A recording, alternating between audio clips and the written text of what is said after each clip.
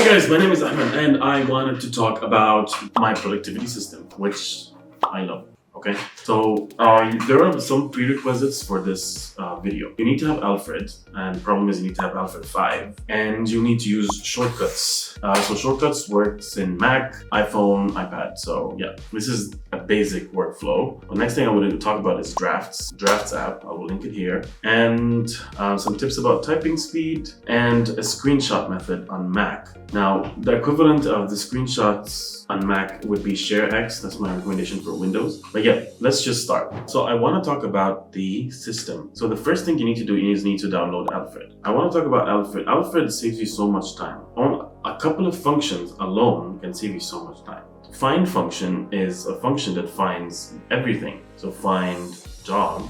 Okay, let's interview with John. That's one of my friends. So you open that. Open function is the interview. I'm not going to talk about Alfred a lot, but I'm just going to talk about the web search feature. So the web search feature is if you press, let's say I want to compress PDF, so I just press PDF to go on, it immediately takes me over to this website. So there is one problem. The problem with Alfred is once you put a web search, it's very convenient to use, but once you put a web search in Alfred, you cannot export it to, let's say, an iMac or the thing behind me, and you cannot export it to an iPad because iPad doesn't work with Alfred. So the alternative is to use shortcuts. So the reason why shortcuts is good is because it is transferable through the cloud from iCloud to the iPad and to the iPhone. There are a couple of problems that you will face with that. So for example, let's say PDF to go. I think I created that before. Yeah, I created that before. Let's say PDF to go to.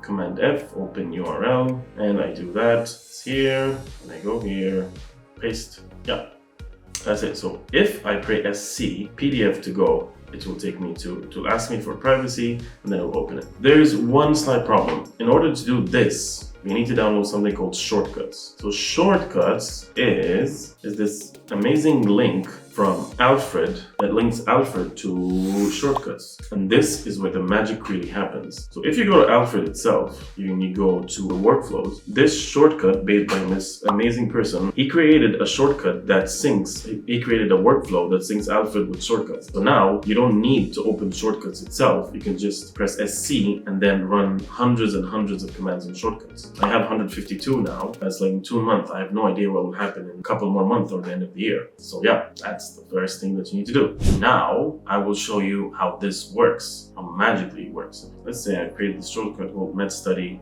Core. If I open this, it will open a couple of things. First, it will open JazzHop because I like this. I like to listen to music while studying. It opens my Notion, a Notion link that opens Notion, and then it opens this study board, and it opens MedStudy. Now, I'm not done yet. Let's say I'm studying the posterior pituitary gland. It's an endocrine. And I'm gonna talk about how you can create this in Notion, but let's not talk about this about it in this video. Notice what happens. You go here and let's say I want to screenshot this part. Now, I'm not gonna talk about why I hate note-taking on paper because it doesn't make any sense. I'm gonna talk about it in another video, but you can study using a method called active recall or question yourself or quiz yourself or use flashcards. There's one very important piece of information that I want to say. Like if you want to take information, put it in Notion so you can later on question yourself. For example, the antidiuretic hormone and oxytocin is synthesized in the hypothalamus. So I just write a toggle where is ADH synthesized. So if you want to study, what you could do is you could just open the toggle and then Command Shift 5, move it here, adjust the size to here, and then put it here and then take it. And if you're cramming for exams, this is what's really amazing. Look at this. I move this page, I move it like this. It will feel like you have a seizure. But here's what happens when you do this very quickly. It's like, especially if you're studying from notes or you want to take screenshots from videos, this is very, very, very quick way to take notes. So you can question yourself as like, again, the same method that I missed, like when hyperprolactinemia is not caused by prolactinoma, prolactinoma is at 200. So you ask yourself the question, is prolactinoma suspicious below or above 200 nanograms per milliliter of? And then the answer would be this. You can also use Command Shift 4 to take that. Very beautiful. You understand the idea. If you're done with studying, if you press Alfred and then you press QU, you can quit all apps, but because I'm screen recording, I don't want to do do that. That is the point. You can start the whole system just by going SC, Met Study Core. Now apply this to all the different parts of your life, and you're shaving off seconds, which translates to minutes, which if you multiply minutes into like 10 tasks a day, it can translate in an hour or two of your life, which translates to 360 hours a year. That's a lot of free time for yourself where you can do other things that you like. Next thing I want to talk about is this magical app called Drafts. So Drafts, which is free, by the way, there's in-app purchases, but you don't need, for now, you don't need the in-app purchases. I haven't purchased it yet. You can record your notes by dictation, which is not something amazing. You can ask you to do that, but what's amazing is, I wish I could show this. You could go on your watch, use the dictation, like, hey, I'm recording this YouTube video and I really like the dictation on Drafts, and it's going to just dictate it into the Drafts app on Mac.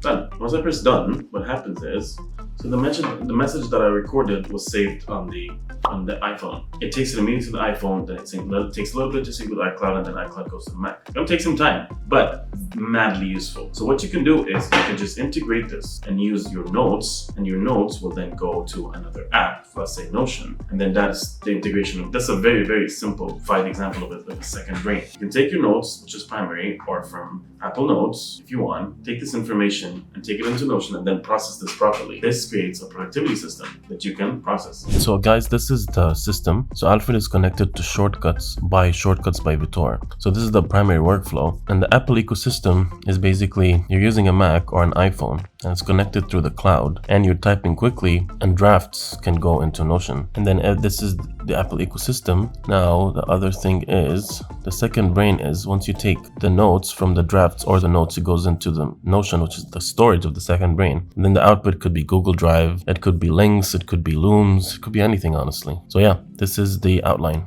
So one more productivity trick that really can double your work and decrease the time that you do work is typing speed. So I recommend this 10 fast fingers.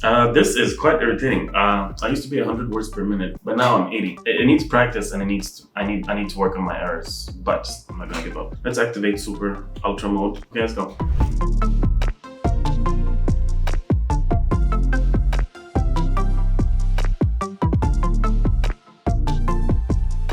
I'm gonna break this laptop and right land. No!